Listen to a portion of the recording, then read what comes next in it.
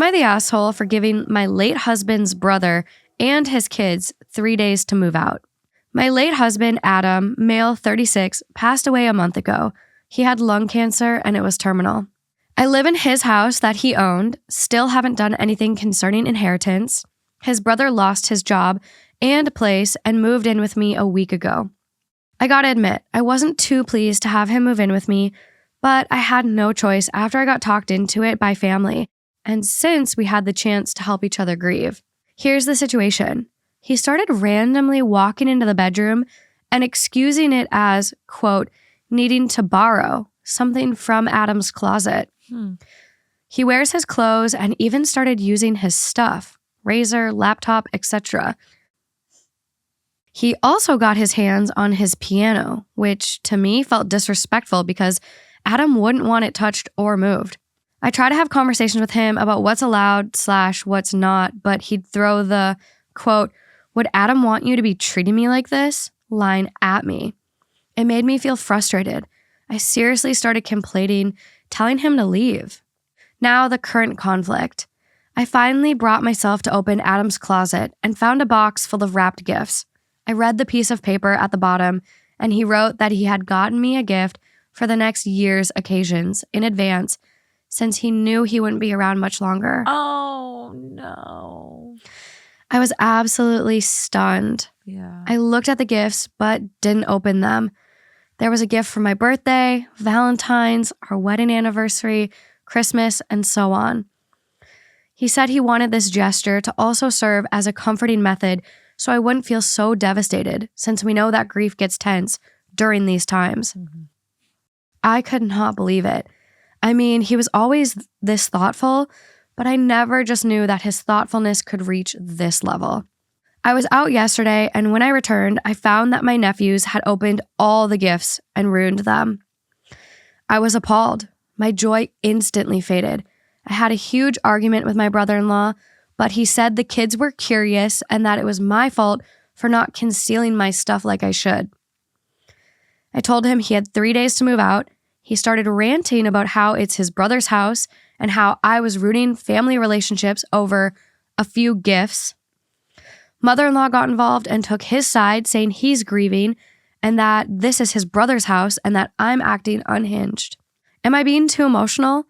I wanted to feel his presence this upcoming year, but I feel like it was ruined for me. That's deep. Presence in the presence. I know. Oh, my heart just breaks for her. My heart breaks for her too. I don't know. What do you think? I don't think you're the asshole for asking him to move out. It's very, very clear at this point that he does not respect your boundaries. And I get maybe he's embarrassed that his kids opened these gifts and now he's like, oh, well, it's your fault you didn't hide it. But you know what? When people are faced with, the first worst day of her life was losing her husband to lung cancer. Mm-hmm. The second worst day is losing every thoughtful thing he left behind that was intended for her to grieve him, his loss, his love over the next year. Mm-hmm. She just got that ripped from her. And so to immediately be like, hey, you know what? My kids aren't little assholes. You should have hidden it better. Mm-hmm. Versus an easy, hey, I am so sorry. I should have been watching them better. I am so sorry. He literally said they were curious. So was he there when they found those gifts and then they brought those gifts to him and were like, hey, Dad, look what we found. What are these? First of all, why were you in his closet? Why were the kids in that closet? Why were you snooping around stuff? You don't belong there. You are a guest. And it's weird wording where it's like, oh, my husband's house. Mm-hmm. But you're married, so like you moved in with him. Where it's therefore like, yeah, you could have a prenup where he retained his house if you got divorced. But upon the loss, upon their death, depending on what a will says, that could very likely be her house. Mm-hmm. It's not his house anymore. Mm-hmm. He's gone. Mm-hmm. That's what she has. Mm-hmm. I'm very irate. And I get, he is grieving too. Mm-hmm. He has suffered a great loss, losing a sibling. I can't even imagine. Mm-hmm. But you also, like, that's their partner. Like, to go into I would never do that. I would never go to my sister-in-law and brother's house after my brother died and be like, hey, Amy, just borrowing some stuff of Matt's. Mm-hmm. What? Yeah. I would ask her, hey, you know, I really like that sweatshirt of Matt's. Would you be okay if that's something I have to remember him by? Mm-hmm. Different story. Have the fucking conversation. Totally. Okay. I gotta calm down over here. I can't breathe out of my nose and I'm like struggling to talk. Huffing and puffing over there. I'm so sad for her. I'm surprised I'm not crying, to be honest. Jeez. Well, first of all, fuck them kids. I want to know how old they are. I just recently saw something on TikTok that was like, if you don't have kids, you can't say fuck them kids. It's reserved for the parents. I was like, respectfully, fuck them kids. But okay, anyway. In this case, no, really, like little shits. First of all, how old are these little menaces? That's what I want to know. How old are these little menaces? Second of all, I echo everything that you just said. Like, not your house. It sounds like it's debatable whether it's his house, her house, joint house, whatever the language is there. It's sure shit isn't uncle and kid's house. Yeah. That's all I know. And they shouldn't be in a closet that belonged to somebody who is no longer around, and they were not given explicit permission to go poke around in that closet. I think the whole "you should have hid them better" is like a classic narcissistic response. Like, yeah, passing the blame. Passing the blame, kind of a little gaslighting situation. I know we toss that around, and I know people are like on us about it, but I think that's a really good example of like, you should have done this differently, when it's like, actually, no, these gifts were left here for me to find in a space that isn't a public space. It's not the living room. No. It's not the guest bathroom. It's not a closet, not pantry. A closet. It's the closet, which I would assume is inside of the bedroom, which why is anybody walking around that area? Can you imagine? I'm kind of blown away that he just felt he was entitled enough to walk into her room. Yeah. And go in the closet. Yeah, it's absolutely inappropriate. What? Like, you made a good point. This is now effectively her house. And even if the law doesn't say that or the will doesn't say that, like, let's all just respect the boundary of that's the space that she's been occupying with her now past husband. So respect the fact that that bedroom and that closet is probably a sacred space that she doesn't really welcome, foot traffic in at the moment. Like, there's a lot of remembrance and a lot of obviously the presence there. Like, there's so many things that she probably wants to keep to herself right now. I just don't think it's appropriate to be poking around in somebody's, like, I wouldn't go. No. I always respect, like, private spaces like that, like the main bedrooms. Like, I wouldn't.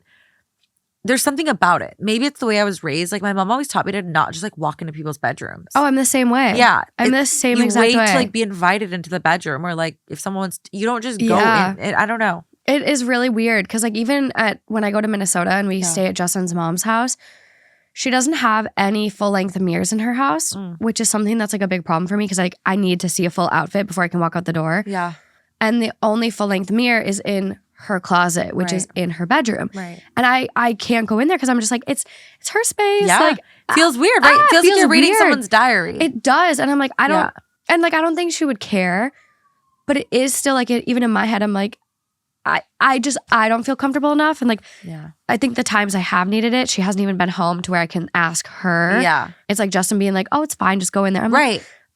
Like, no. Yeah. No, I'm with you on that. Like, obviously I live with my friend, and when we're not home, like, we don't go into each other's rooms for no reason. Like, when, like, unless there's a specific reason, I'm going to retrieve something that I know she has of mine, or like we ask, hey, can I run into your room and grab this?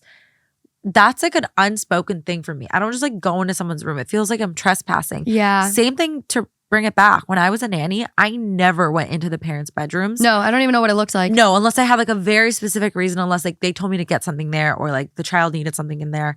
I didn't go hang out in there. No. It feels very invasive. And anyway, back to the story. I was literally a nanny for the same family for almost 3 years.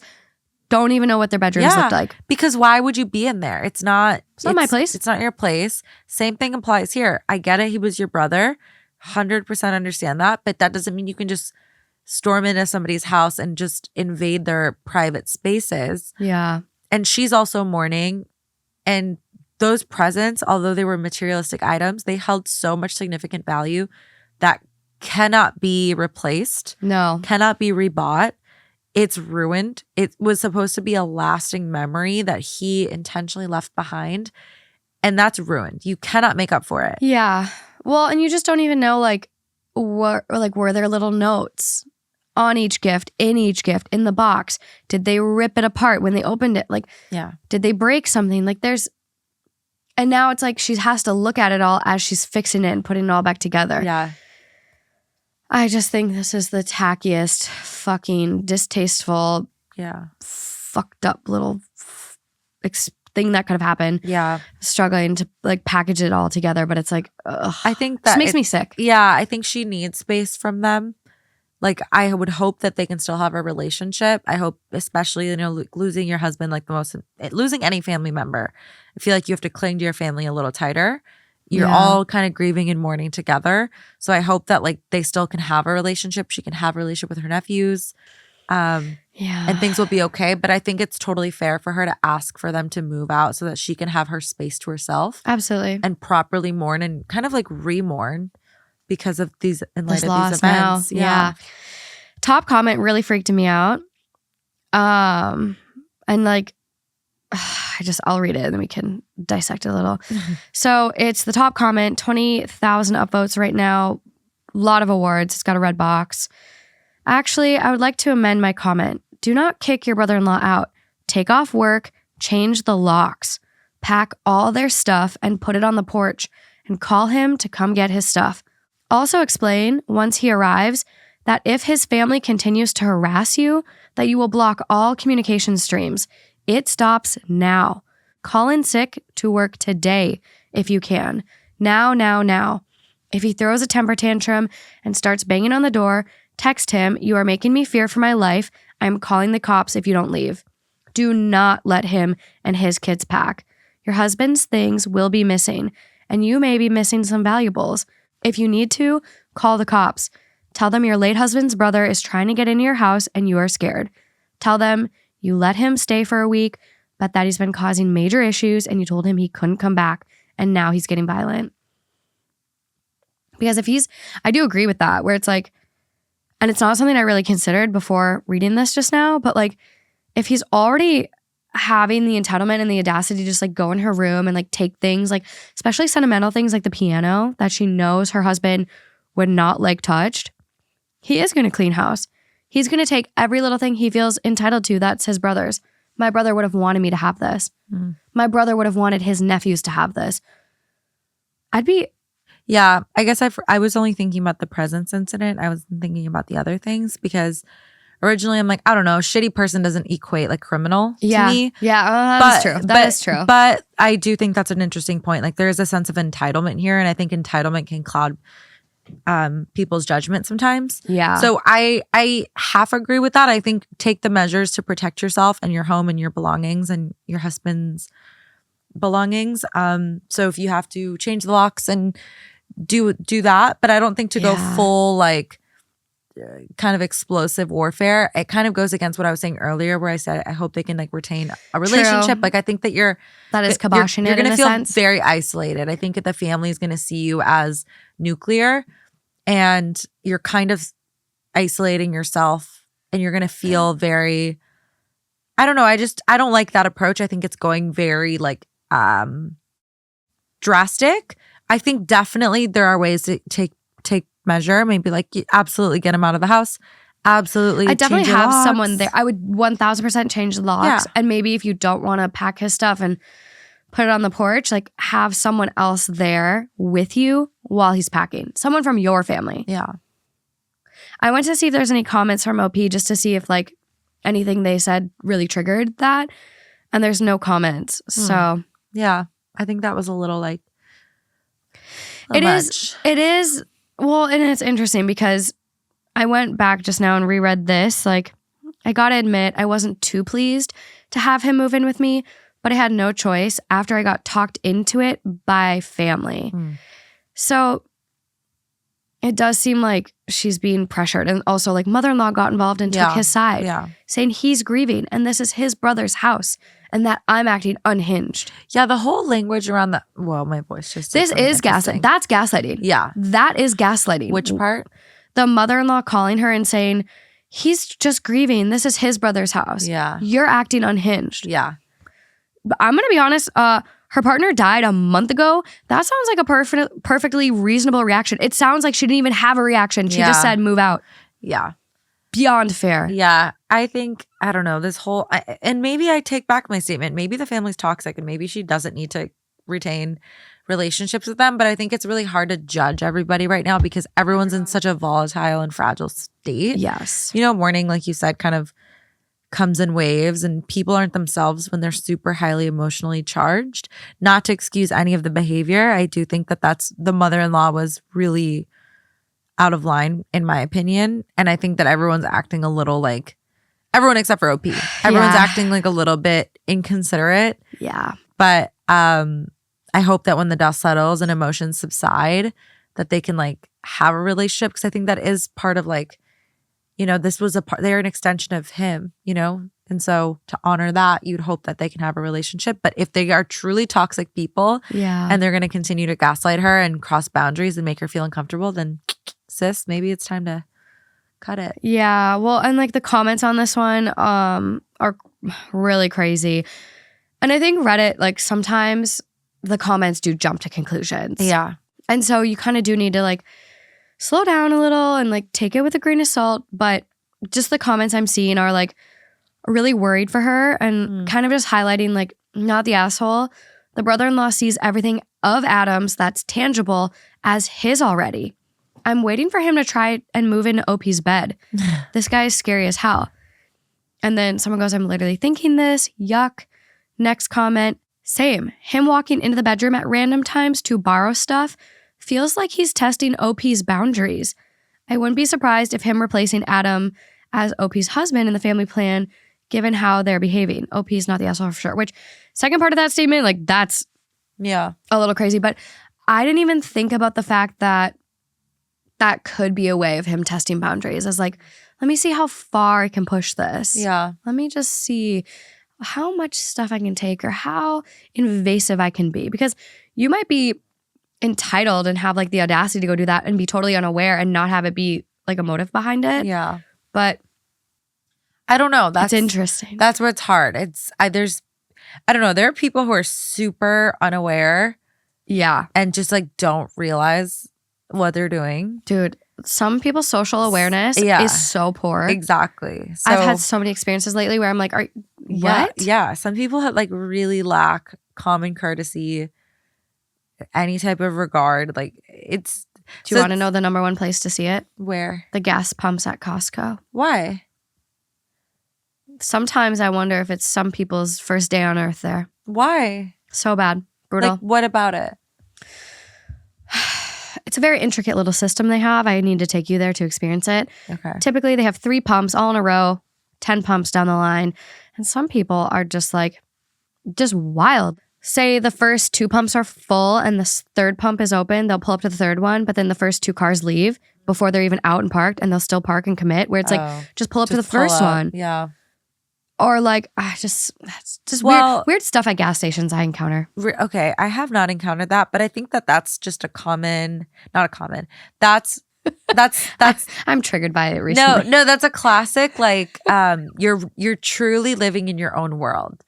Like that's just common. Like, a perfect example of somebody who's genuinely like living in their own world. Because think about it, pulling up 2 pumps really just conveniences the people behind them. Or you, because then you just get to drive away. You don't have to like try to parallel They're not out. thinking like that. Like again, you're not thinking like 2 steps ahead. You're only thinking in the moment what's best for you. And I think that way. Correct. Why That's the can't minority. other people? I mean, if people, there's people that trust me. I battle this every single day because I like am a hypercritical, hyper aware person. I'm too aware. Like I want dumb bitch energy like more than anything. Like what's that saying about that? Just like a dumb bitch energy is like a happy bitch because you can unsee and unknow everything. Like I can't. Ignorance is bliss is one, but there's something about like with all the politics and stuff that was coming up. This is literally something we talked about where it's like, don't you wish you were like stupider?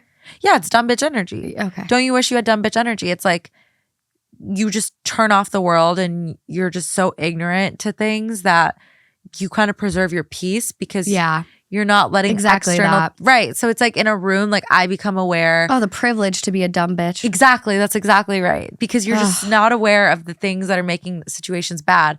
So in that situation, like they're not thinking, oh, in 5 minutes it's going to be really easy for me to pull away if I'm in the first spot. And also I'll let these two people behind me have the pumps earlier. They're just like, oh, this pump's here and it's closer and it's convenient.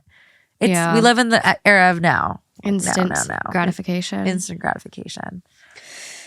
A lot of people aren't considerate, truly. That is true. Yeah.